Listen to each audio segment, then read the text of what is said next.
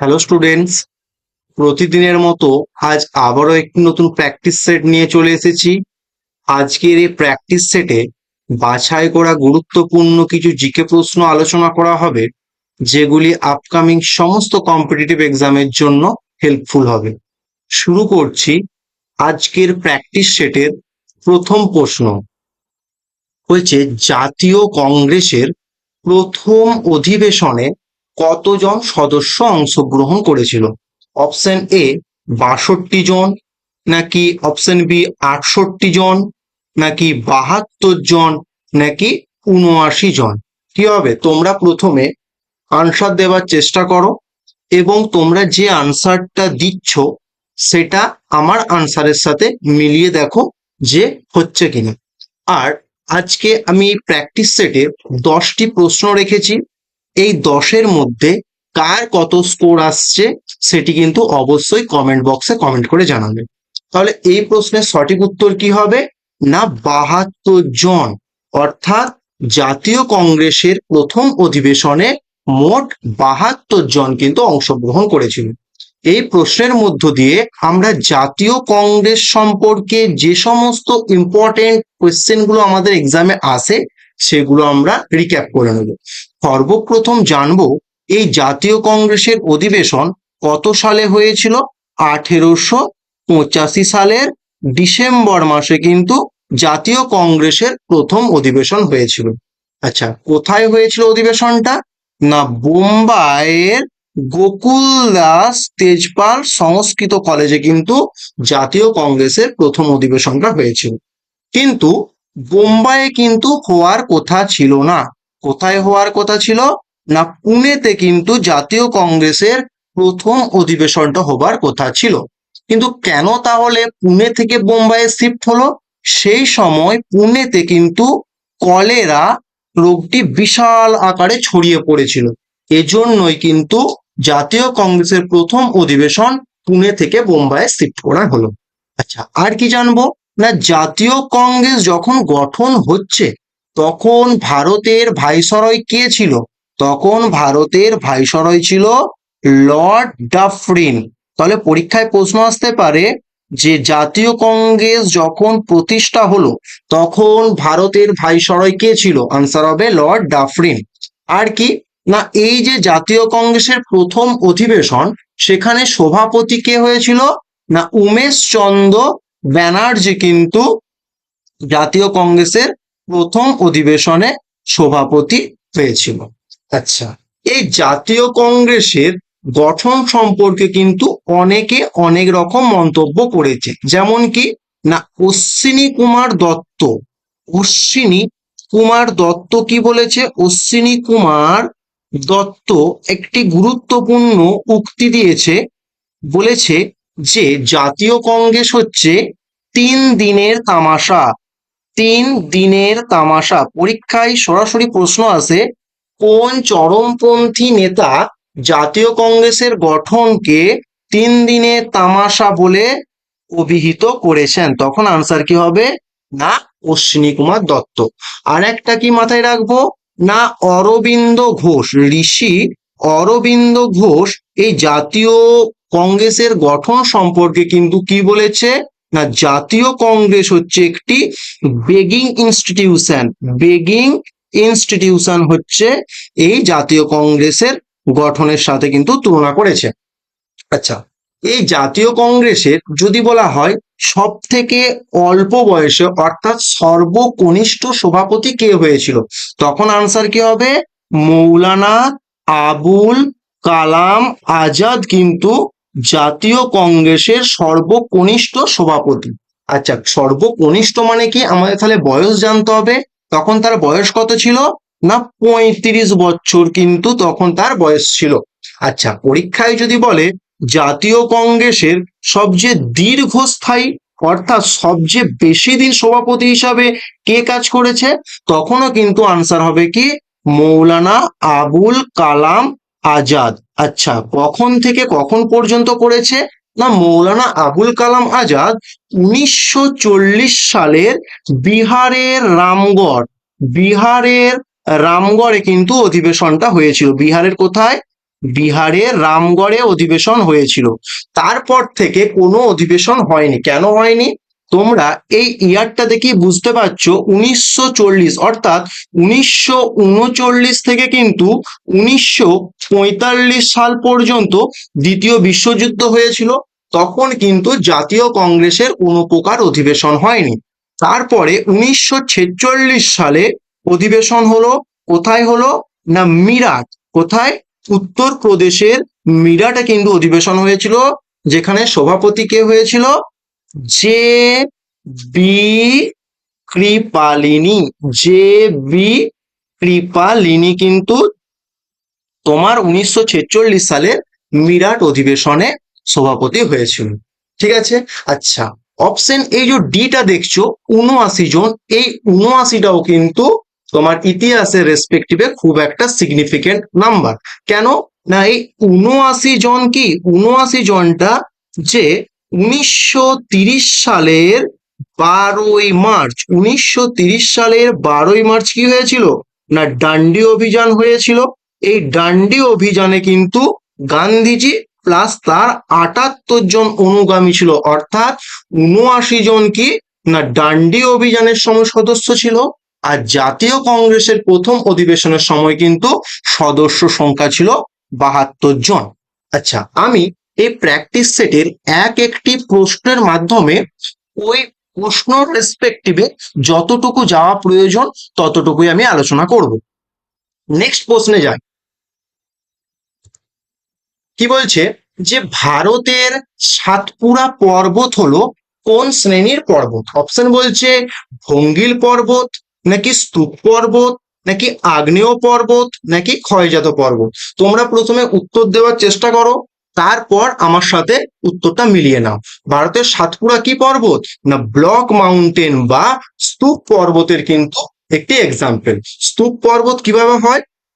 কোনো চ্যুতি বা দারুণযুক্ত স্থান, ধরো এরকম একটা জায়গা রয়েছে, ঠিক আছে, এর মাঝে চ্যুতি বা দারুণ রয়েছে, হঠাৎ করে কি হলো এই পোর্শনটা বসে গেল, এই পোর্শনটা কিন্তু নিচে নিচে নেমে গেল, অর্থাৎ এই যে দেখো দু সাইডে যে উঁচু হয়ে থাকছে না, এগুলোকে বলা হয়ে থাকে স্তূপ পর্বত বা ব্লক মাউন্টেন। আর এই যে নিচে যেটা নেমে গেল সেই অংশটাকে বলা হয় গ্রস্ত উপত্যকা। তাহলে গ্রস্ত উপত্যকা কি না স্তূপ পর্বতের ফলে মাঝখানের যে নিচু অবনমিত জায়গা সেটাকে বলা হয় গ্রস্ত উপত্যকা, আর যে উত্থিত অংশটা রয়েছে সেটা হচ্ছে স্তূপ পর্বত। ঠিক ভারতের সাতপুরাও কিন্তু এই স্তূপ পর্বতের একটা এক্সাম্পল। আচ্ছা, বলে রাখি এই স্তূপ পর্বতগুলো কোন আলোড়নের ফলে সৃষ্টি হয়? মাথায় রাখার চেষ্টা করবে, মহীভাবক আলোড়নের ফলে সৃষ্টি হয়। তাহলে স্তূপ পর্বত কোন আলোড়নের সৃষ্টি হয়? মহীভাবক আলোড়নের ফলে সৃষ্টি হয়। আচ্ছা, ভারতের সাতপুরা ছাড়া আরো কয়েকটি স্তূপ পর্বতের উদাহরণ আমাদের জানতে হবে। কি না জার্মানিতে রয়েছে কি না ব্ল্যাক ফরেস্ট। খুব পরীক্ষায় প্রশ্ন আসে, জার্মানির ব্ল্যাক ফরেস্ট পর্বতটি কোন শ্রেণীর? আনসার হয়ে যাবে ব্লক মাউন্টেন বা তোমার স্তূপ পর্বত। আরো একটা জানতে হবে কি না ফ্রান্সে একটা আছে, ফ্রান্সের কি রয়েছে? ভোজ। ফ্রান্সের ভোজও কিন্তু তোমার এই স্তূপ পর্বতের এক্সাম্পল। আচ্ছা, এবার আসি ভঙ্গিল পর্বত। আচ্ছা, স্তূপ পর্বতটা কি না মহীভাবক আলোড়নের ফলে সৃষ্টি হয়েছে। ভঙ্গিল পর্বত কি না গিরিজনী আলোড়নের ফলে সৃষ্টি হয়। গিরিজনী আলোড়নের ফলে কিন্তু ভঙ্গিল পর্বত সৃষ্টি হয়। কয়েকটি ভঙ্গিল পর্বতের এক্সাম্পল কি হবে না আমাদের হিমালয় হবে একটি ভঙ্গিল পর্বত। আচ্ছা, ভঙ্গিল পর্বত বিষয়টা কি না পাললিক শিলাস্তর যুক্ত কোনো একটি স্থানেতে প্রবল পার্শ্বচাপ জনিত কারণে যখন মধ্যবর্তী স্থানে থাকা পলিরাশি ভাঁজ খেয়ে ওপরের দিকে উঠে গিয়ে যে পর্বতের সৃষ্টি করে তাকেই বলা হয় ভঙ্গিল পর্বত। সেরকম ভঙ্গিল পর্বত হিমালয়। আচ্ছা, উত্তর আমেরিকায় কি রয়েছে? রকি পার্বত্য অঞ্চল না? এই রকিও কিন্তু একটি ভঙ্গিল পর্বতের এক্সাম্পল বা হোল্ড মাউন্টেন একটা এক্সাম্পল। দক্ষিণ আমেরিকায় কি রয়েছে? দক্ষিণ আমেরিকায় রয়েছে আন্দিজ পার্বত্য অঞ্চল। আন্দিজ পার্বত্য অঞ্চলও কিন্তু একটি ভঙ্গিল পর্বতের উদাহরণ। আচ্ছা, ইউরোপে কি রয়েছে? ইউরোপে রয়েছে আল্পস। ইউরোপে রয়েছে আল্পস, এটিও কিন্তু একটি ভঙ্গিল পর্বতের উদাহরণ। তাহলে রকি বলুক, হিমালয় বলুক, আন্দিজ বলুক এবং আল্পস বলুক, এগুলো সব কিন্তু ভঙ্গিল পর্বতের এক্সাম্পল। আচ্ছা, এবার আগ্নেয় পর্বত কি না, আগ্নেয়গিরির আগ্নেয় পদার্থ দ্বারা তৈরি হয়েছে যে সমস্ত পর্বতগুলো, সেগুলো কি বলা হয়ে থাকে, আগ্নেয় পর্বত। যেমন কি না, ইটালিতে আছে ভিসুভিয়াস। ভিসুভিয়াস কি না, একটি আগ্নেয় পর্বত। আবার ভারতে রয়েছে কি ব্যারেন এবং নারকোন্ডাম। ব্যারেন ও নারকোন্ডাম এগুলো কি না তোমার আগ্নেয় পর্বতের এক্সাম্পল। আচ্ছা, আরো অনেক রয়েছে, এই যেমন হচ্ছে তোমার ধরো ইন্দোনেশিয়ার কাকাতুয়া রয়েছে, তারপর হচ্ছে তোমার জাপানের ফুজিয়ামা রয়েছে, এগুলো কিন্তু সব এক একটি আগ্নেয় পর্বতের এক্সাম্পল। আচ্ছা, ক্ষয়জাত পর্বত কি না, আর যে সমস্ত পর্বতের উচ্চতা বিভিন্ন কারণে অর্থাৎ বিভিন্ন বহির্জাত প্রাকৃতিক শক্তির দ্বারা উচ্চতা যদি কমে যাচ্ছে, সেই সমস্ত পর্বতগুলোকে আমরা বলবো ক্ষয়জাত পর্বত। সব থেকে প্রমিনেন্ট এক্সাম্পল কি হবে, আরাবল্লী। যে আমাদের আরাবল্লীটা রয়েছে না, আরাবল্লী পার্বত্য অঞ্চলটি রয়েছে, সেটি কিন্তু ক্ষয়জাত পর্বতের উদাহরণ। কিন্তু ক্ষয়জাত পর্বতের উদাহরণ যেমন আরাবল্লী, অপরদিকে কিন্তু ভঙ্গিল পর্বতও কিন্তু একটি আরাবল্লী। আরাবল্লী হচ্ছে প্রাচীন ভঙ্গিল পর্বত, যেটি বর্তমানে ক্ষয়জাত পর্বতে রূপান্তরিত হয়েছে। আর হিমালয় হচ্ছে কিন্তু একটি নবীন ভঙ্গিল পার্বত্য অঞ্চল। আচ্ছা, আরাবল্লী ছাড়া আর কি কি না, নীলগিরি। নীলগিরি যে পার্বত্য অঞ্চল রয়েছে, এই নীলগিরিও কিন্তু তোমার ক্ষয়জাত পর্বত। এছাড়া কি আছে না, মধ্যপ্রদেশ ছত্তিশগড় ওই সাইডে রয়েছে মহাদেব পর্বত রয়েছে। আচ্ছা, আর কি মহাকাল পর্বত রয়েছে, এগুলো কিন্তু সব তোমার ক্ষয়জাত পর্বতের এক্সাম্পল। আরো একটি এক্সাম্পল রয়েছে যেটা যুক্তরাজ্যে রয়েছে, যুক্তরাষ্ট্রে রয়েছে কি অ্যাপেলেশিয়ান পার্বত্য অঞ্চল। অ্যাপেলেশিয়ান পার্বত্য অঞ্চল, অ্যাপেলেশিয়ান পার্বত্য অঞ্চল কিন্তু ক্ষয়জাত পর্বতের এক্সাম্পল। তাহলে পরীক্ষায় আমার সাতপুরা না দিয়ে যে কোনো একটা পর্বতের নাম তুলে দিতে পারে এবং বলতে পারে এটি কোন শ্রেণীর পর্বত। আমি আশা রাখি এই সমস্ত পর্বতের নামগুলো করলে তোমরা কমন পেয়ে যাবে। নেক্সট প্রশ্ন কি বলছে দেখা যাক। বলছে নিম্নলিখিত কোনটি বিভব প্রভেদ পরিমাপে ব্যবহৃত হয়, অর্থাৎ বিভব প্রভেদ পরিমাপ করতে আমরা কোন যন্ত্রটা ব্যবহার করি। অপশন বলছে ভোল্ট মিটার, আর অপশন বি বলছে ভোল্টা মিটার। দুটো কিন্তু এক জিনিস নয়। আর কি গ্যালভানোমিটার নাকি অ্যামিটার, কি হবে এই প্রশ্নের সঠিক উত্তর হয়ে যাবে ভোল্ট মিটার হচ্ছে বিভব প্রভেদ পরিমাপে ব্যবহৃত হয়। আচ্ছা, ভোল্টামিটারটা আগে বলে দিই না, আমরা যে তড়িৎ বিশ্লেষণ পড়েছি, ওই তড়িৎ বিশ্লেষণ যেখানে করা হয়, তড়িৎ বিশ্লেষণ যেখানে করা হয় সেই পাত্রটাকে বলা হয়, অর্থাৎ তড়িৎ বিশ্লেষণের পাত্রটাকে বলা হয় ভোল্টা। ভোল্টা মানে কি পাত্রটাকে বলা হবে।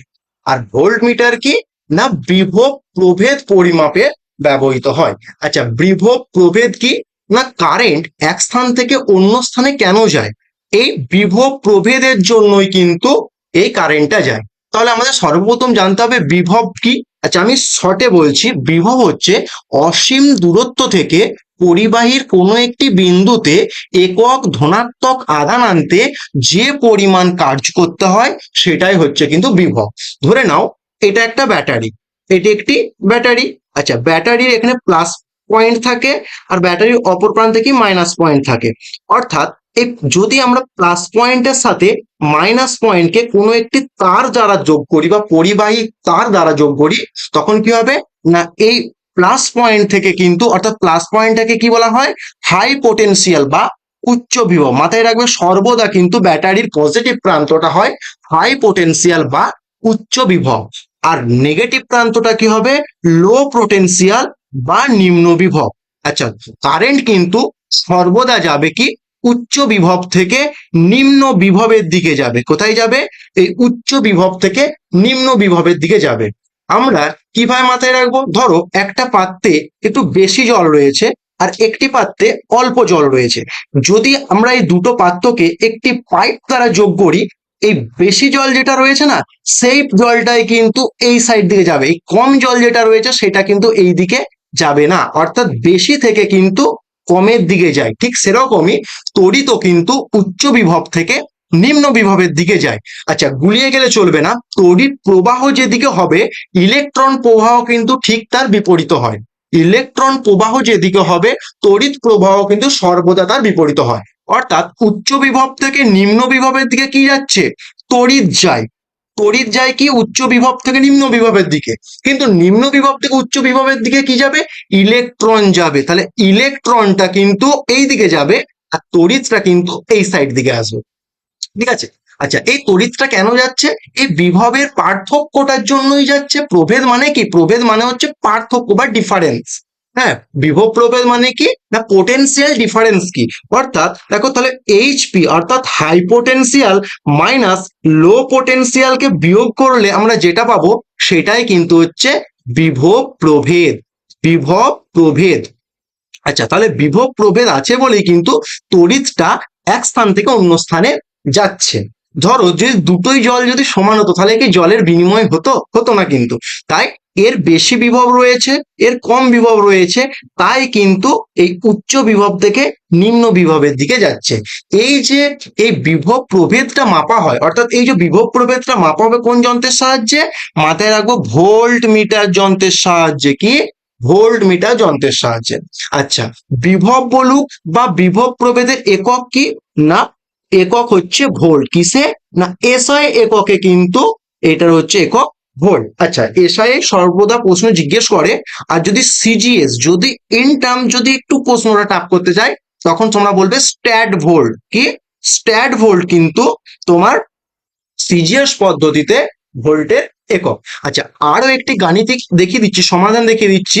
কি না মাথায় রাখবে ভোল্ট সমান কিন্তু সর্বদা কত জুল কাজ করতে হচ্ছে বাই কত কুলম। মাথায় রাখবে এই কুলমটা কিন্তু সর্বদা এক হয়। অর্থাৎ আমাদের ধরো লেখা রয়েছে যেটা 9 ভোল্টের একটা জিনিস, 9 ভোল্টের একটা জিনিস। তার মানে কি না এই পরিবাহী থেকে এই পরিবাহীর প্রান্ততে, পরিবাহীর একটি প্রান্ত থেকে আরেকটি প্রান্ততে কি না এক ধনাত্মক আধান, সর্বদা কুলমটা কিন্তু এক হবে, এক ধনাত্মক আধান তড়িৎকে নিয়ে যাওয়ার জন্য 9 জুল কাজ করতে হয়। 9 জুল কাজ করতে হয়। আচ্ছা, যদি মনে হচ্ছে বেশি হয়ে যাচ্ছে, এত কিছু করার দরকার নেই, শুধু এই বিষয়টা কিন্তু মাথায় রাখবে যে ভোল্ট সমান কি না জুল বাই আধান। ঠিক আছে, আধানের একক কি? কুলম, তাই তো? আচ্ছা, এরপর আছে কি গ্যালভানোমিটার। গ্যালভানোমিটার কি না এই যে দেখো তড়িৎটা এই দিক থেকে এই দিকে যাচ্ছে, অর্থাৎ তড়িৎ কোন দিকে যাবে, অর্থাৎ তড়িৎ প্রবাহের দিক, তড়িৎ প্রবাহকে প্রবাহের দিক, তড়িৎ প্রবাহের দিক নির্দেশ করার যে যন্ত্র সেটা হচ্ছে গ্যালভানোমিটার। অর্থাৎ তড়িৎ এই দিকে যাবে না তড়িৎটা এই দিকে যাবে নাকি তড়িৎ এই দিকে যাবে, এই সমস্ত নির্দেশ করার জন্য একটি যন্ত্র রয়েছে যেটাকে গ্যালভানোমিটার বলা হয়। আচ্ছা, অ্যামিটার কি না অ্যামিটার হচ্ছে তড়িৎ প্রবাহের উপস্থিতি, এর মধ্যে তড়িৎ প্রবাহ হচ্ছে কিনা সেটা জানার জন্য কিন্তু এই অ্যামিটার যন্ত্রটা আমার ইউজ করা হয়। অর্থাৎ তড়িৎ প্রবাহের উপস্থিতি বোঝার জন্য কোন যন্ত্র ইউজ করা হয়? তোমার অ্যামিটার যন্ত্র ইউজ করা হয়। আচ্ছা, পরীক্ষায় কিন্তু এই ভোল্ট মিটার আর অ্যামিটার থেকে কিন্তু দুটো স্টেটমেন্ট আসে, সেখান থেকে সরাসরি প্রশ্ন আসে। কি দুটো স্টেটমেন্ট? মাথায় রাখবো এই যে ভোল্ট মিটার, কি ভোল্টটা নয় কিন্তু, এই ভোল্ট মিটারটা কিন্তু বর্তনীতে সমান্তরাল সমবায়ে যুক্ত থাকে। কোন সমবায়ে যুক্ত থাকে? সমান্তরাল সমবায়ে যুক্ত থাকে। আচ্ছা, আর কি সমান্তরাল সমবায়ে যুক্ত থাকে। আর কি না অ্যামিটারটা, অ্যামিটারটা মাথায় রাখবো কি না শ্রেণী সমবায়ে যুক্ত থাকে। কোন সমবায়ে যুক্ত থাকে? শ্রেণী সমবায়ে কিন্তু যুক্ত থাকে। আচ্ছা, আর কি না ভোল্টামিটারের রোধ, রোধ বা রেজিস্ট্যান্সটা কি হয় না রোধটা কিন্তু অসীম হয়ে থাকে, রোধ অসীম হয়ে থাকে। আর অ্যামিটারের রোধটা কেমন হবে? রোধটা কিন্তু শূন্য হবে। এইটুকু বিষয়গুলো কিন্তু তোমাদেরকে জানতে হবে। যদি এই বিষয়গুলো সম্পর্কে তোমাদের জ্ঞান না থেকে থাকে আমি বলবো একটি খাতা বানাও, সেই খাতাতে কিন্তু প্রশ্ন যেমন আছে এবং তার সাথে যে 4টে অপশনকে যেভাবে আমি ডিসকাস করছি সেই বিষয়গুলোকে তোমরা লিখে রাখো। পরীক্ষার যখন ডেট দেবে তার 1 সপ্তাহ আগে থেকে জাস্ট এটা একবার রিভাইজ করলেই কিন্তু তোমাদের জিকে সম্পর্কে যে ভয়টা রয়েছে সেই ভয়টা কেটে যাবে। দেখা যাক নেক্সট প্রশ্ন কি বলছে। আরবিআই এর সর্বপ্রথম সদর দপ্তর কোথায় অবস্থিত? প্রশ্ন ভালোভাবে পড়তে হবে। বলেছে সর্বপ্রথম আরবিআই এর সর্বপ্রথম সদর দপ্তর কোথায় অবস্থিত? অপশন বলছে মুম্বাই নাকি নিউ দিল্লি নাকি কলকাতা নাকি চেন্নাই? কি হবে এই প্রশ্নের কিন্তু সঠিক উত্তর হবে কলকাতা। মুম্বাই কিন্তু সর্বপ্রথম আরবিআই এর সদর দপ্তর নয়, বর্তমানে আরবিআই এর সদর দপ্তর কিন্তু মুম্বাই। আচ্ছা, আরবিআই সম্পর্কে এই প্রশ্নের মধ্য দিয়ে যতটুকু প্রয়োজন ততটুকু আলোচনা করছি। সর্বপ্রথম আরবিআই এর ফুল ফর্ম সকলেই জানো, রিজার্ভ ব্যাংক অফ ইন্ডিয়া। আচ্ছা, আরবিআই কিন্তু একটি স্ট্যাটুটারি বডির একটা এক্সাম্পল। কি স্ট্যাটুটরি একটা বডিজ এর কিন্তু একটা এক্সাম্পল। আচ্ছা, সব বলছি যে স্ট্যাটুটরি বিষয়টা কি। না দেখো, যে সমস্ত সংস্থার কথা সংবিধানে একবারে লেখা রয়েছে সেগুলোকে বলা হবে কনস্টিটিউশনাল বডি, অর্থাৎ সাংবিধানিক সংস্থা। আর যে সমস্ত সংস্থার কথা সংবিধানে লেখা নেই সেটাকে বলা হবে অসাংবিধানিক সংস্থা বা নন কনস্টিটিউশনাল বডিজ। তাহলে সাংবিধানিক সংস্থা কোনগুলো?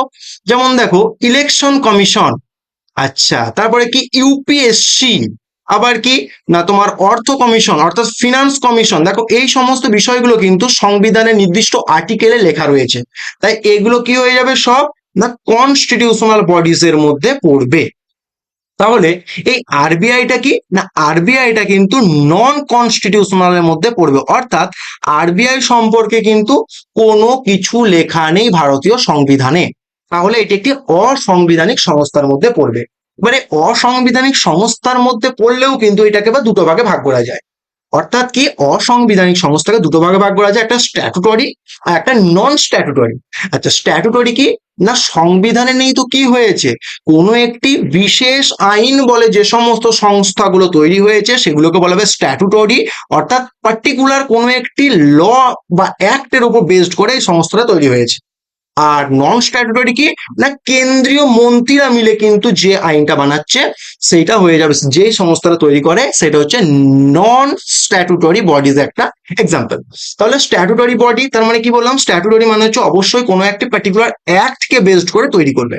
তাহলে আরবিআইটা কোন অ্যাক্ট কে বেসড করে তৈরি হয়েছে?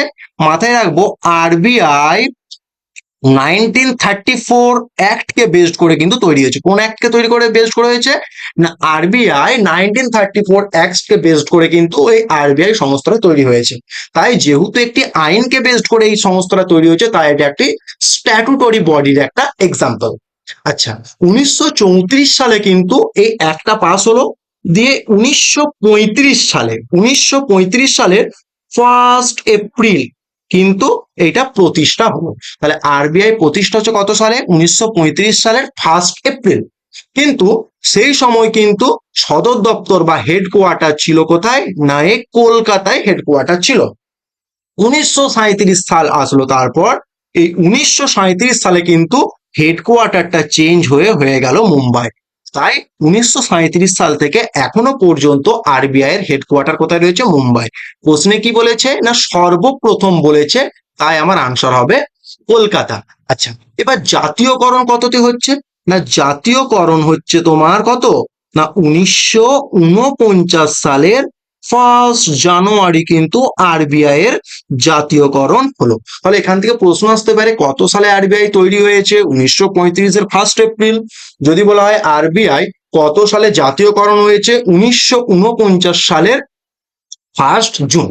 আচ্ছা, এই আরবিআই সম্পর্কে আরো কিছু জিনিসগুলো জেনে নেবো। আরবিআই কে কি বলা হয় না ব্যাংকার্স ব্যাংক বলা হয়। কি বলা হয়? ব্যাংকার্স ব্যাংক বলা হয়। কেন বলা হয়ে থাকে না আমাদের ভারতে যতগুলো কমার্শিয়াল বা বাণিজ্যিক ব্যাংক রয়েছে যেমন এসবিআই, পিএনবি, আইসিআইসি ব্যাংক, তারপর অ্যাক্সিস ব্যাংক, ইয়েস ব্যাংক, এগুলো সব কি বাণিজ্যিক ব্যাংক। এই সমস্ত বাণিজ্যিক ব্যাংকগুলোকে কিন্তু কি না আরবিআই টাকা দেয়, তখন তাই হচ্ছে আমাদের বাণিজ্যিক ব্যাংকগুলো আমাদেরকে লোন প্রোভাইড করতে পারে। অর্থাৎ কি না এই যে ব্যাংকগুলো রয়েছে অর্থাৎ কমার্শিয়াল ব্যাংকগুলোর আবার ব্যাংক কিন্তু এই আরবিআই, অর্থাৎ আরবিআই কিন্তু এই বিভিন্ন কমার্শিয়াল ব্যাংকগুলোকে চালনা করছে। আর কি না এই আরবিআই কিন্তু রেপো রেট, হ্যাঁ, এবং হচ্ছে রিভার্স রেপো রেট এই সমস্ত বিষয়গুলোকে নিয়ন্ত্রণ করে, এবং এই রেপো রেট এবং রিভার্স রেপো গুলো কি না ইনফ্লেশন বা মুদ্রাস্ফীতির সাথে কিন্তু ওতপ্রোতভাবে জড়িত। পরের কোনো একটা প্রশ্নেতে আরবিআই এর প্রশ্ন রাখবো যেখানে ওই রেপো রেট, মুদ্রাস্ফীতি, রিভার্স রেপো রেট, এনটিডিটিএল এই সমস্ত বিষয়গুলোকে কিন্তু আলোচনা করা হবে। আচ্ছা, আর কি না আর জানবো যে এখন বর্তমানে যিনি আরবিআই এর গভর্নর রয়েছে সে কে রয়েছে? আনসার হয়ে যাবে সঞ্জয় মালহোত্রা। সঞ্জয় মালহোত্রা কিন্তু এখন বর্তমানে আরবিআই এর গভর্নর। পরীক্ষায় প্রশ্ন আসতে পারে যে উনি কততম, মাথায় রাখবো উনি কিন্তু 26তম আরবিআই এর গভর্নর। তাহলে তার আগে কে ছিল, অর্থাৎ 25তম কে ছিল? মাথায় রাখবো শক্তিকান্ত দাস। শক্তিকান্ত দাস কিন্তু আরবিআই এর 25তম গভর্নর ছিল। হলো। আচ্ছা, নেক্সট প্রশ্ন দেখি কি আছে। বলছে জনন মাতৃকোষ কোন পদ্ধতিতে বিভাজিত হয়? তোমরা এই প্র্যাকটিস সেটটা ভালোভাবে দেখলে বুঝতে পারবে আমি কিন্তু কোনো একটি পার্টিকুলার সাবজেক্ট থেকে বেশি প্রশ্ন রাখিনি, আমি সমস্ত সাবজেক্ট থেকে কিন্তু একটি একটি করে প্রশ্ন নিয়েছি, যাতে তোমাদের সমস্ত সাবজেক্টের প্রিপারেশনটা একসাথে চলতে থাকে। আচ্ছা, তাহলে জনন মাতৃকোষ কোন পদ্ধতিতে বিভাজিত হয়? অপশন বলছে মাইটোসিস, নাকি অ্যামাইটোসিস, নাকি মিওসিস, নাকি কোনোটিই নয়। প্রশ্নের আনসার কি হবে? না মিওসিস পদ্ধতিতে কিন্তু জনন মাতৃকোষ বিভাজিত হয়। আচ্ছা, জনন মাতৃকোষ বলতে কোনগুলোকে বলছে? না ডিম্বাশয়, তার মধ্যে কি কি থাকবে? ডিম্বাশয়, আবার শুক্রাশয়, ডিম্বাশয়, শুক্রাশয়, এছাড়া যাদের রেণুক মাধ্যমে তারা বংশ বিস্তার করে, যেমন কি ফার্ন, হ্যাঁ, এবং কি না মশ, এদের যে এবং কি না মশ, এদের যে কি না মাতৃরেণুকোষ, সেটিও কিন্তু এই মিওসিস পদ্ধতিতে বিভাজিত হয়। আচ্ছা, মাইটোসিস কি না মাইটোসিস মাথায় রাখো দেহকোষ বিভাজিত হয়। তাহলে দেহকোষ কোন পদ্ধতিতে বিভাজিত হয়? মাইটোসিস পদ্ধতিতে। মিওসিস কোন পদ্ধতিতে মিওসিস পদ্ধতিতে কি বিভাজিত হয়? না জনন মাতৃকোষ কিন্তু বিভাজিত হয়। আচ্ছা, দেহকোষ বিভাজিত বলতে কি না ধরো তুমি ছোটাছুটি করতে গিয়ে তোমার একটু হাত বা পা ছুলে গেল, কি হবে না সেই ক্ষতস্থানটা কিছুদিন পর কিন্তু কোষ বিভাজনের মাধ্যমে কি হবে সেই জায়গাটা সেরে উঠবে। অর্থাৎ কোন পদ্ধতিতে? ওটা দেহের একটা অংশ। তাহলে দেহকোষ যখনই দেহকোষটা যখনই বিভাজিত হবে তখন কিন্তু মাইটোসিস পদ্ধতিতে হবে। অর্থাৎ আমি ছুটতে গিয়ে হাত পা ছুলে গেলে সেটা মাইটোসিস কোষ বিভাজন পদ্ধতির মাধ্যমে সেটা ক্ষতস্থানটা ঠিক হবে। আবার কি এরকম প্রশ্ন দিতে পারে যে টিকটিকির যে লেজ খসে গেলে আবার লেজ তৈরি হয়, সেটি কোন পদ্ধতিতে? দেখো টিকটিকির তো লেজটা একটা অঙ্গ বা দেহের একটা পার্টিকুলার অংশ, তাহলে সেটিও কিন্তু এই মাইটোসিস কোষ পদ্ধতি বিভাজন পদ্ধতির মাধ্যমে কি হবে না সেটা কোষ বিভাজিত হবে। আচ্ছা, এই মাইটোসিসের আবার 4টি ফেজ রয়েছে, প্রোফেজ রয়েছে, মেটাফেজ রয়েছে, অ্যানাফেজ রয়েছে, টেলোফেজ রয়েছে। পরের কোনো একটি প্রশ্নতে এই 4টি কোষ পদ্ধতি বিভাজনের যে পদ্ধতি সেগুলো নিয়ে আলোচনা করব, বেশি আলোচনা করছি না। আচ্ছা, এই মাইটোসিসকে কিন্তু বলা হয়ে থাকে কি সদিশ্য বিভাজন। কি বলা হয়? সদিশ্য বিভাজন কিন্তু বলা হয়। পরীক্ষায় প্রশ্ন আসে সদিশ্য বিভাজন কোন পদ্ধতির কোষ বিভাজনকে বলা হয়? আনসার হবে মাইটোসিস পদ্ধতির কোষ বিভাজনকে বলা হয়। বিষয়টা কেমন না ধরো 2n সংখ্যক দেহকোষ রয়েছে, 2n সংখ্যক ক্রোমোজোম বিশিষ্ট একটি দেহকোষ কিন্তু রয়েছে। কি দেহকোষ রয়েছে? এই দেহকোষটি শুধুমাত্র একবার মাত্র বিভাজিত হবে এবং দুটি অপত্য কোষ সৃষ্টি করবে। কয়টি? দুটি, একটি এবং দুটি। এবং প্রতিটি অপত্য কোষে কিন্তু ক্রোমোজোম সংখ্যা থাকবে কিন্তু 2n করেই থাকবে। প্রতিটি অপত্য কোষে কটি করে তোমার ক্রোমোজোম থাকবে? 2n করে। অর্থাৎ দেহকোষেও দেখো 2n সংখ্যক ক্রোমোজোম ছিল, দুটি যে কোষ বিভাজন হয়ে যে দুটি অপত্য কোষ সৃষ্টি হলো সেখানেও কিন্তু ক্রোমোজোম সংখ্যা 2n করে। অর্থাৎ ক্রোমোজোমের কিন্তু কোনো হ্রাস বা বৃদ্ধি ঘটেনি। তাই এই পদ্ধতিকে বলা হয়ে থাকে সদৃশ্য কোষ বিভাজন পদ্ধতি। হলো। আচ্ছা, এরপর আসি মিওসিস।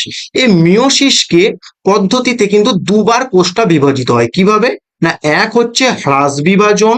পরীক্ষায় প্রশ্ন আসে যে মিওসিস পদ্ধতিকে কোন বিভাজন বলা হয়ে থাকে?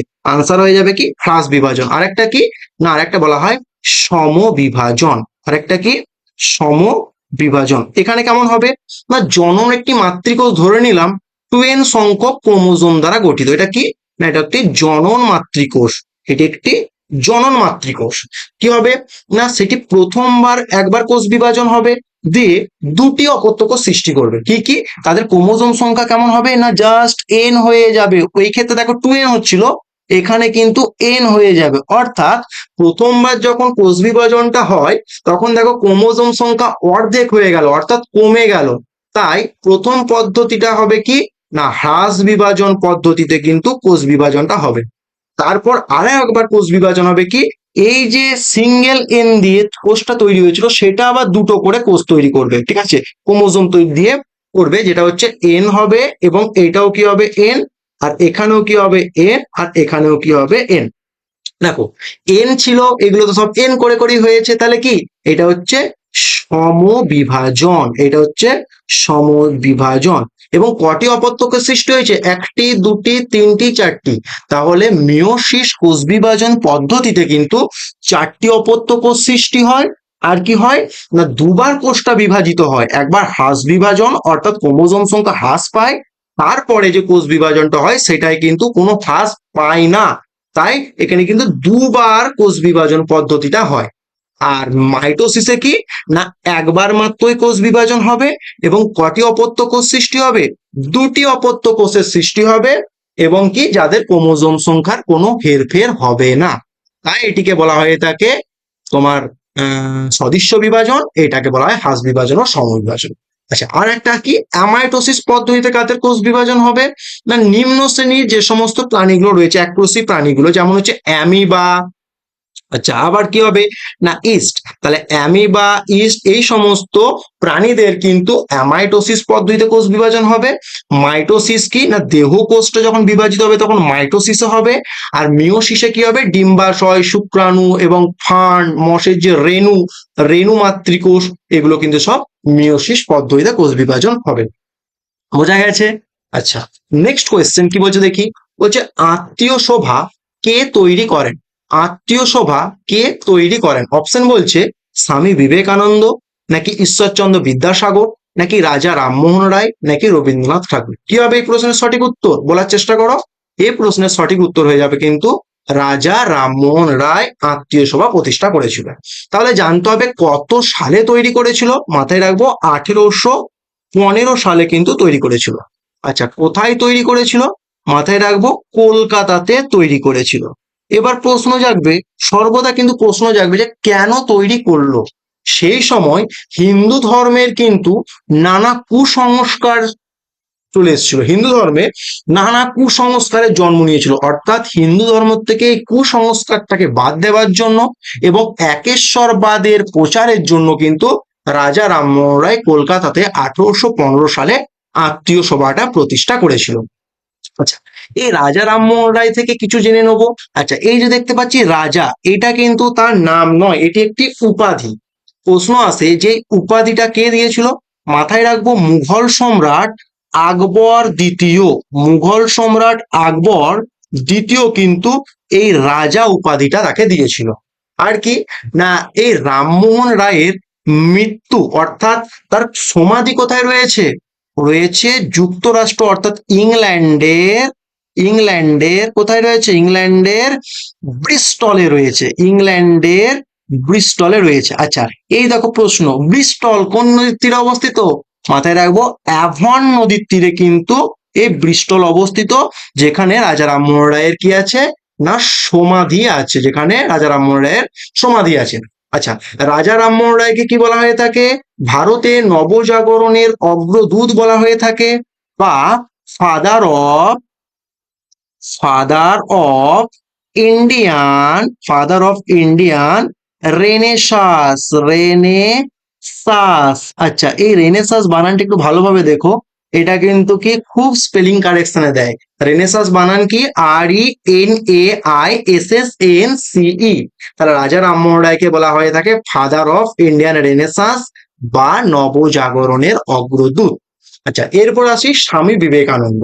স্বামী বিবেকানন্দ কত সালে জন্মগ্রহণ করেন না 1863 সালের 12ই জানুয়ারি কিন্তু জন্মগ্রহণ করেছিল। আচ্ছা, এই 12ই জানুয়ারিটা আমরা কি দিবস হিসাবে সেলিব্রেট করি? ন্যাশনাল ইউথ ডে হিসাবে কিন্তু আমরা সেলিব্রেট করি। আচ্ছা, এই স্বামী বিবেকানন্দ কিন্তু কত সালে শিকাগো যে ধর্মসভায় সেখানে বক্তৃতা দিতে গিয়েছিল? না 1893 সালে শিকাগোতে গিয়েছিল। আচ্ছা, শিকাগোকে কি বলা হয়ে থাকে? শিকাগোকে কিন্তু বলা হয় কোসাই, পৃথিবীর কোসাইখানা। আচ্ছা, প্রশ্ন আসতে পারে শিকাগো কোন নদীর তীরে, হ্রদের তীরে অবস্থিত? না আমেরিকা যুক্তরাষ্ট্রে যে 5টি হ্রদ রয়েছে, সুপিরিয়র, ইরি, অন্টারিও, মিচিগান, তার মধ্যে যে মিচিগান, এই মিচিগান হ্রদের তীরেই কিন্তু এই শিকাগো শহরটি অবস্থিত। সেই শিকাগোতে কিন্তু সে ধর্মসভায় বক্তৃতা দিতে গিয়েছিল 1893 সালে। আচ্ছা, গিয়ে কি বক্তৃতা দিয়েছিল? Brothers and sister of America, brothers and sister of America, এই কথাটি বলার জন্যই কিন্তু দীর্ঘক্ষণ যাবৎ করতালি পেয়েছিল এই বিবেকানন্দ। আচ্ছা, আর কি জানবো? না বিবেকানন্দ 1897 সালে, 1897 সালে ওয়েস্ট বেঙ্গলের কোন ডিস্ট্রিক্টে? না হাওড়া ডিস্ট্রিক্টে একটি মঠ তৈরি করেন। কি? না বেলুর মঠ। বেলুর মঠ কে নির্মাণ করেছিল? না স্বামী বিবেকানন্দ। আচ্ছা, স্বামী বিবেকানন্দর গুরুদেব কে ছিল? না রামকৃষ্ণ পরমহংসদেব। হলো। আচ্ছা, স্বামী বিবেকানন্দ থেকে এটুকুই জানো। আবার যখন কোনো বিবেকানন্দ সম্পর্কে প্রশ্ন আসবে তখন এগুলো ছাড়া আরো এক্সট্রা আরো কোনো কিছু বলবো। আচ্ছা, এবার আসি ঈশ্বরচন্দ্র বিদ্যাসাগর সম্পর্কে। ঈশ্বরচন্দ্র বিদ্যাসাগর কি? না বাংলা গদ্যের জনক বলা হয়। বাংলা গদ্যের জনক, বাংলা গদ্যের জনককে ঈশ্বরচন্দ্র বিদ্যাসাগর হচ্ছে বাংলা গদ্যের জনক। আচ্ছা, এরপর আসি কি? না রবীন্দ্রনাথ। রবীন্দ্রনাথ সম্পর্কে অনেক কিছু বলার আছে, কিন্তু এখন সব বলা যাচ্ছে না, কারণ তাহলে ভিডিও অনেক বড় হয়ে যাবে। আচ্ছা, রবীন্দ্রনাথ ঠাকুর কি? না লিখবো কি ফার্স্ট এশিয়ান নোবেল প্রাইজ কিন্তু জিতেছিল। প্রথম এশিয়ান, ভারতীয় তো বটে, এবং প্রথম এশিয়ান যিনি কি নোবেল প্রাইজ জিতেছিল। কত সালে? 1913 সালে কিন্তু নোবেল পুরস্কার পেয়েছিল। আচ্ছা, কিসের জন্য? না গীতাঞ্জলি রচনার জন্য। তাহলে কি? না সে সাহিত্য বিভাগে কিন্তু পেয়েছিল। আচ্ছা, প্রশ্ন যদি একটু মডারেট করতে চাই, প্রশ্ন কিন্তু এবার ঘুরিয়ে দিতে পারে যে এশিয়ার মধ্যে সর্বপ্রথম যিনি নোবেল পুরস্কার পেয়েছিলেন তিনি কোন বিভাগে পেয়েছিলেন? আনসার হবে কিন্তু সাহিত্য বা লিটারেচার বিভাগে পেয়েছিল। আচ্ছা, এই নোবেল প্রাইজ কত সাল থেকে দেওয়া শুরু হচ্ছে? না 1901 সাল থেকে দেওয়া শুরু হয়েছে। হলো। আচ্ছা, নেক্সট প্রশ্নে আসি। কি বলছে? না পাইরিয়া মানব দেহের কোন অংশের রোগ? পাইরিয়া মানব দেহের কোন অংশের রোগ? অপশন বলছে দাঁতের মাড়ি, নাকি অস্থিসন্ধি, নাকি ত্বক, নাকি ফুসফুস। কি হবে? এই প্রশ্নের সঠিক উত্তর হয়ে যাবে দাঁতের মাড়িতে কিন্তু পাইরিয়া রোগটি হয়। আচ্ছা, দাঁতের মাড়িতে আরো একটি রোগ হয়, সেটা কি? না স্কারভি। আরেকটি রোগ হয় কি? স্কারভি। আচ্ছা, স্কারভিটা কোন ভিটামিনের অভাবে হয়? না ভিটামিন সি এর অভাবে কিন্তু স্কারভি রোগটি হয়। আচ্ছা, অস্থিসন্ধি মানে কি? না একটি হাড় যে অন্য একটি হাড়ের সাথে যুক্ত হচ্ছে, ওই কানেক্টিং পয়েন্টটা কি বলা হয়ে থাকে? কিন্তু অস্থিসন্ধি। অর্থাৎ দুটি হাড়ের মধ্যবর্তী স্থানকে বলা হয়ে থাকে অস্থিসন্ধি। এই অস্থিসন্ধিতেও কিন্তু এক ধরনের রোগ হয় যেটাকে বলা হয় আর্থারাইটিস। কি বলা হয়? আর্থারাইটিস। আর্থারাইটিস পরীক্ষায় প্রশ্ন আসতে পারে যে আর্থারাইটিস মানবদেহের কোন অংশের রোগ? তখন কিন্তু আনসার হবে অস্থিসন্ধি। এরপর আসি ত্বকের। ত্বকের তো অনেক রোগ রয়েছে, দাঁত, চুলি, অনেক রয়েছে, ফাঙ্গাস ইনফেকশন। তার মধ্যে সব থেকে গুরুত্বপূর্ণ যেটা পরীক্ষায় প্রশ্নে আছে সেটা হচ্ছে হারপিস। পরীক্ষায় প্রশ্ন আসতে পারে যে হারপিস মানবদেহের কোন অংশের রোগ? আনসার কিন্তু হবে ত্বক বা স্কিন। আচ্ছা, এবার ফুসফুস। ফুসফুসের জন্য কোন রোগ? ফুসফুস কোন অংশের রোগ? মানে ফুসফুস সে কোন রোগটা হয়? না ব্রঙ্কাইটিস। ব্রঙ্কাইটিস কিন্তু একটি ফুসফুসের রোগ। আচ্ছা, আরো কি? না যক্ষা। যে যক্ষা হয় না, যক্ষাটা কিন্তু এই ফুসফুসকে খুব গুরুতর আগে কি আঘাত করে। আচ্ছা, যক্ষার জন্য এক ধরনের টিকা দেয়া হয়, কি? বিসিজি টিকা। বিসিজির ফুল ফর্ম কি? Bacillus Calmette Guerin. Bacillus Calmette Guerin, এই বিসিজি টিকাটা দেওয়া হয় যক্ষার জন্য। এই যক্ষা রোগটা কিন্তু ফুসফুসকে কিন্তু খুব গুরুতর আকারে ড্যামেজ করে। আচ্ছা, যক্ষাটা কি তোমরা বলবে? এটা ব্যাকটেরিয়া ঘটিত রোগ, নাকি ভাইরাস ঘটিত রোগ, নাকি আদ্য প্রাণী ঘটিত রোগ? এবং তার যে জীবাণুটা দায়ী সেটাও কমেন্ট বক্সে লিখবে। আচ্ছা, নেক্সট প্রশ্ন কি বলছে দেখি। বলছে নিম্নলিখিত কোন আন্দোলনটি চিপকো আন্দোলনের মতো কর্ণাটকের বনভূমি রক্ষায় শুরু হয়েছিল? নিম্নলিখিত কোন আন্দোলনটি চিপকো আন্দোলনের মতো কর্ণাটকের বনভূমি রক্ষায় শুরু হয়েছিল? আচ্ছা, তোমরা অবশ্যই কমেন্ট বক্সে কমেন্ট করে জানবে যে প্রশ্নগুলোর লেভেলটা কেমন। এই সমস্ত প্রশ্নগুলো কিন্তু পিওয়াইকিউ বেসড, কিন্তু আমি আর লিখিনি যে কোন এক্সামে কোনটা এসেছে, কিন্তু সমস্ত প্রশ্নই কিন্তু প্রিভিয়াস ইয়ার্স এর কোশ্চেন থেকে নেওয়া হয়েছে। তাহলে চিপকো আন্দোলনের মতো কর্ণাটকে বনভূমিকে রক্ষা করার জন্য কোন আন্দোলনটা হয়েছিল? অপশন এ বলছে নর্মদা বাঁচাও আন্দোলন, নাকি বিষ্ণই আন্দোলন, নাকি অ্যাপিকো আন্দোলন, নাকি সাইলেন্ট ভ্যালি আন্দোলন। কি হবে? এই প্রশ্নের সঠিক উত্তর হবে কিন্তু অ্যাপিকো আন্দোলন। আচ্ছা, প্রথম থেকে দেখি। চিপকো আন্দোলন, চিপকো আন্দোলন কোথায় হয়েছিল? না উত্তরাখণ্ডে কিন্তু চিপকো আন্দোলনটা হয়েছিল। চিপকো আন্দোলন, চিপকো শব্দের অর্থ কি? না জড়িয়ে ধরা। অর্থাৎ যখন গাছ কাটতে আসে তখন মানুষেরা কি করেছিল? না গাছগুলোকে জড়িয়ে ধরেছিল, দিয়ে বনভূমিকে বাঁচানোর জন্য তারা একটা আন্দোলন শুরু করেছিল উত্তরাখণ্ডে, যে আন্দোলনটার নামই হচ্ছে চিপকো আন্দোলন। আচ্ছা, চিপকো আন্দোলনে যারা নেতৃত্ব দিয়েছিল তার মধ্যে দুজন খুব গুরুত্বপূর্ণ, সেইটা তারা কারা? না সুন্দরলাল বহুগুণা, সুন্দরলাল বহুগুণা, আর একজনকে না মাথায় রাখো গৌরা দেবী। কি বলো? গৌরা দেবী কিন্তু তোমার এই চিপকো আন্দোলনের সাথে যুক্ত। আচ্ছা, এবার আসি কি নর্মদা বাঁচাও আন্দোলন, অর্থাৎ নর্মদা নদীতে বাঁধ দেওয়াকে কেন্দ্র করে কিন্তু এই নর্মদা বাঁচাও আন্দোলনটা হয়েছিল। প্রধানত কোন রাজ্যে হয়েছিল? না গুজরাট এবং মহারাষ্ট্র, এই দুটো রাজ্যতেই কিন্তু এই আন্দোলনটা সবচেয়ে বেশি প্রভাব পড়েছিল। তাছাড়াও কিন্তু মধ্যপ্রদেশেও কিন্তু এই আন্দোলনের প্রভাব ছিল। আচ্ছা, এই নর্মদা বাঁচাও আন্দোলনে অর্থাৎ এই সর্দার সরোবর বাঁধকে কেন্দ্র করে এই নর্মদা বাঁচাও আন্দোলনটা হয়েছিল। কারা নেতৃত্ব দিয়েছিল? মাথায় রাখবো মেধা পাটেকর, মেধা পাটেকর, মেধা পাটেকর। এছাড়া কি?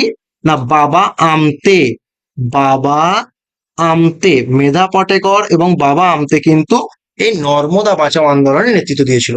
আচ্ছা, এবার আছে বিষ্ণুই আন্দোলন। বিষ্ণুই আন্দোলনটাও কিন্তু তোমার এই বনভূমি রক্ষার জন্য, অর্থাৎ গাছ কাটতে না দেওয়ার জন্য আন্দোলনটি করেছিল। কোন রাজ্যে হয়েছিল? না রাজস্থানে কিন্তু হয়েছিল। এসএসসি তে বারবার প্রশ্ন আসে যে বিষ্ণুই আন্দোলন কোন রাজ্যে হয়েছিল? আনসার হবে কি রাজস্থানে। সেখানে একটি গাছকে কাটতে দেবে না বলে আন্দোলনটা হয়েছিল। গাছটির নাম কি? খেজুরি গাছ। কি গাছ? খেজুরি গাছকে কাটতে দেবে না বলে আন্দোলনটা হয়েছিল। আচ্ছা, এই আন্দোলনের নেতৃত্ব কে দিয়েছিল? না অমৃতা দেবী, অমৃতা দেবী কিন্তু তোমার এই বিষ্ণয় আন্দোলনে প্রধান নেতৃত্ব দিয়েছিল। আচ্ছা, এবার আসি অ্যাপিকো আন্দোলন। অ্যাপিকো আন্দোলন তো দেখি বোঝা যাচ্ছে কোথায় হয়েছিল? কর্ণাটকে হয়েছিল। আচ্ছা, এই অ্যাপিকো আন্দোলনের নেতৃত্ব দিয়েছিল কে? মাথায় রাখো পাণ্ডুরঙ্গ, পাণ্ডুরঙ্গ হেগড়ে, পাণ্ডুরঙ্গ হেগড়ে কিন্তু এই অ্যাপিকো আন্দোলনে নেতৃত্ব দিয়েছিল। আচ্ছা, এই অ্যাপিকো আন্দোলনটা কোথায় হয়েছিল? কর্ণাটকে হয়েছিল।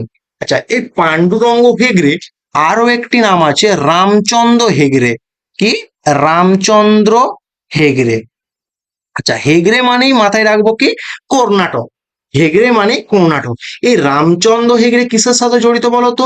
না কর্ণাটকে যে ফোক ড্যান্স হয় যক্ষগণ, যক্ষগণ, সেই যক্ষগণের জন্য কিন্তু বিখ্যাত রামচন্দ্র হেগড়ে। তাহলে গুলিয়ে গেলে হবে না, রামচন্দ্র হেগড়ে কিন্তু যক্ষগণের জন্য বিখ্যাত, আর পাণ্ডুরঙ্গ হেগড়ে কিন্তু অ্যাপিকো আন্দোলনের জন্য বিখ্যাত। আচ্ছা, অপশন ডি এ কি আছে? না সাইলেন্ট ভ্যালি আন্দোলন। কোথায় হয়েছিল? সাইলেন্ট ভ্যালি সকলেই জানি কোথায় আছে, কেরলে রয়েছে, তাই তো? সাইলেন্ট ভ্যালি কেরালাতে রয়েছে। আচ্ছা, নেতৃত্ব কে কে দিয়েছিল? না এম জি কে মেনন, এম জি কে মেনন কিন্তু এই তোমার সাইলেন্ট ভ্যালি আন্দোলন নেতৃত্ব দিয়েছিল। আচ্ছা, সাইলেন্ট ভ্যালিটা কোন নদীতে অবস্থিত? মাথায় রাখবো কেরলের পেরিয়ার নদী, কেরলের পেরিয়ার নদীতে কিন্তু এই সাইলেন্ট ভ্যালিটি অবস্থিত। আচ্ছা, সাইলেন্ট ভ্যালিতে কিন্তু একটি জাতীয় উদ্যানও কিন্তু রয়েছে। প্রধানত ওই জাতীয় ওই বনভূমিকে কেন্দ্র করে কিন্তু এই আন্দোলন হয়েছিল। বোঝা গেল? আচ্ছা, নেক্সট কোয়েশ্চেন কি আছে দেখি। হচ্ছে নিম্নলিখিত রাজ্যগুলির মধ্যে কোন রাজ্যে দ্বিকক্ষ বিশিষ্ট আইনসভা আছে? প্রশ্ন ভালোভাবে পড়তে হবে। আইনসভা আছে। আচ্ছা, এখানে বলেছে রাজ্যের। কেন্দ্রের বললে কি হতো না নিম্ন কক্ষ লোকসভা আর উচ্চ কক্ষ রাজ্যসভা, কিন্তু বলেছে রাজ্যের। রাজ্যেরও দুটি কক্ষ রয়েছে, একটি হচ্ছে কি বিধান পরিষদ, একটি হচ্ছে বিধান পরিষদ। বিধান পরিষদ যেটাকে কি বলা হয় না লেজিসলেটিভ কাউন্সিল। লেজিসলেটিভ কাউন্সিল বলা হয় বিধান পরিষদ। এটি কিন্তু রাজ্যের উচ্চ কক্ষ। রাজ্যের উচ্চ কক্ষ কিন্তু রাজ্যের যে আইনসভা দুটি কক্ষ তার মধ্যে উচ্চ কক্ষ হচ্ছে বিধান পরিষদ। আর একটা কি রয়েছে দ্বিকক্ষের মধ্যে, অপরটি হলো বিধান সভা, আরেকটি হচ্ছে বিধান সভা। এটি কি না এটি হচ্ছে রাজ্যের আইনসভার নিম্ন কক্ষ। নিম্ন কক্ষ এটিকে কি বলা হয় না লেজিসলেটিভ কি অ্যাসেম্বলি। লেজিসলেটিভ অ্যাসেম্বলি বলা হয়ে থাকে কিন্তু এই বিধানসভাকে। আচ্ছা, আমাদের পশ্চিমবঙ্গতে বিধানসভা রয়েছে কিন্তু বিধান পরিষদ নেই, অর্থাৎ সমস্ত রাজ্যে কিন্তু এই দুটোই কক্ষ নেই, অর্থাৎ দ্বিকক্ষ নেই। আমাদের কিছু কিছু রাজ্যে এই দ্বিকক্ষ বিশিষ্ট আইনসভাটা রয়েছে, সেই রাজ্যগুলোর মধ্যে একটাকে আমাকে ফাইন্ড আউট করতে বলছে। কি আনসার হবে না দ্বিকক্ষ বিশিষ্ট আইনসভা কিন্তু কর্ণাটক রাজ্যে রয়েছে। তাহলে আমাদেরকে আইডেন্টিফাই করতে হবে কোন কোন রাজ্যে আছে। তার জন্য একটি সহজ ট্রিক্স রয়েছে, মাথায় রাখবো কুম্যাট, KUMBART। আচ্ছা, টি কে ফর হচ্ছে কর্ণাটক, কে হচ্ছে কি কর্ণাটক। আচ্ছা, ইউ হচ্ছে ইউপি অর্থাৎ উত্তরপ্রদেশ। এম ফর হচ্ছে মহারাষ্ট্র। আচ্ছা, আর কি বি ফর হচ্ছে কিন্তু বিহার। আচ্ছা, এ ফর হচ্ছে কি না অন্ধ্রপ্রদেশ এপি। আর টি ফর হচ্ছে তেলেঙ্গানা, নবগঠিত রাজ্য, যেটা 2014 সালে হয়েছিল। অর্থাৎ এই 6টি রাজ্যেতেই কিন্তু দ্বিকক্ষ বিশিষ্ট আইনসভা রয়েছে। ভারতের বাকি সমস্ত রাজ্যে দ্বিকক্ষ বিশিষ্ট আইনসভা অর্থাৎ বিধান পরিষদ এবং বিধানসভা নেই। তাহলে দেখো অপশনে দেখো তার মধ্যে শুধু কর্ণাটকটা পেয়েছি, তাই কর্ণাটক আনসার। কর্ণাটক না দিয়ে বিহার দিতে পারতো, তাহলে বিহার আনসার হতো। তাহলে শুধুমাত্র এই 6টি স্টেটে কিন্তু এই দ্বিকক্ষ বিশিষ্ট সংসদ আইনসভা রয়েছে হলো। আচ্ছা, এবার কোন রাজ্যের বিধানসভা কিন্তু সমস্ত রাজ্যে আছে, বিধান পরিষদ সমস্ত রাজ্য নেই। তাহলে কোন রাজ্যের বিধানসভা গঠন করব নাকি বিধানসভা ধ্বংস অবলুপ্ত হয়ে যাবে, সেটা কত নম্বর আর্টিকেলে লেখা আছে না আর্টিকেল 169 অর্থাৎ 169 নাম্বার ধারায় বিধান পরিষদের গঠন বা অবলুপ্তি সম্পর্কে কিন্তু ব্যাখ্যা রয়েছে। আচ্ছা, এবার প্রশ্ন কি না কোন রাজ্যে বিধান পরিষদ থাকবে বা থাকবে না এটা ডিসাইড কে করবে না আনসার হয়ে যাবে ভারতীয় সংসদ। অর্থাৎ কোন রাজ্যে বিধান পরিষদ গঠন বা ধ্বংসের বিষয়টা কিন্তু তোমার এই অবলুপ্তি বিষয়টা কিন্তু সংসদ কিন্তু ঠিক করবে। আচ্ছা, আমাদের ওয়েস্ট বেঙ্গলে কিন্তু আগে বিধান পরিষদ এবং বিধানসভা দুটি আইনসভার কক্ষই ছিল, কিন্তু 1969 সালে পশ্চিমবঙ্গ থেকে যে লেজিসলেটিভ কাউন্সিলটা রয়েছে সেটার কিন্তু অবলুপ্তি ঘটানো হয়েছে। তাহলে পরীক্ষায় প্রশ্ন আসতে পারে কত সালে পশ্চিমবঙ্গ থেকে বিধান পরিষদের অবলুপ্তি ঘটেছে, আনসার হবে 1969 সালে। আর কত নাম্বার আর্টিকেলে বলা রয়েছে এই বিধান পরিষদ গঠন বা অবলুপ্তির কথা, আনসার হয়ে যাবে 169 নাম্বার আর্টিকেল হলো। আচ্ছা, নেক্সট কোয়েশ্চেন কি আছে দেখি। বলছে আয়তনে বিশ্বের ষষ্ঠ বৃহত্তম দেশ কোনটি? ষষ্ঠ বলেছে, কিন্তু আমরা জানি সপ্তম কি, সপ্তম হচ্ছে কিন্তু আমাদের ইন্ডিয়া হচ্ছে সপ্তম। বলেছে ষষ্ঠ কে আছে, অপশন বলছে চীন নাকি অস্ট্রেলিয়া নাকি ব্রাজিল নাকি আর্জেন্টিনা। আজকের এই প্রশ্নটি তোমরা কমেন্ট বক্সে কমেন্ট করে জানাবে। এই প্রশ্নটি হোমওয়ার্ক থাকছে এবং তোমরা 1 থেকে 10 নাম্বার র্যাঙ্ক অনুযায়ী যে সমস্ত দেশগুলো আছে সিরিয়ালি তোমরা কিন্তু কমেন্ট বক্সে কমেন্ট করে জানাবে। আজকের ক্লাস এখানেই শেষ করছি। আজকের ক্লাসের প্রশ্ন এবং আলোচনা কেমন লাগলো অবশ্যই তা কমেন্ট বক্সে কমেন্ট করে জানাবে। যদি ভালো লেগে থাকে লাইক করবে, বন্ধুদের মধ্যে বেশি বেশি করে শেয়ার করবে। দেখা হচ্ছে নতুন ভিডিওতে।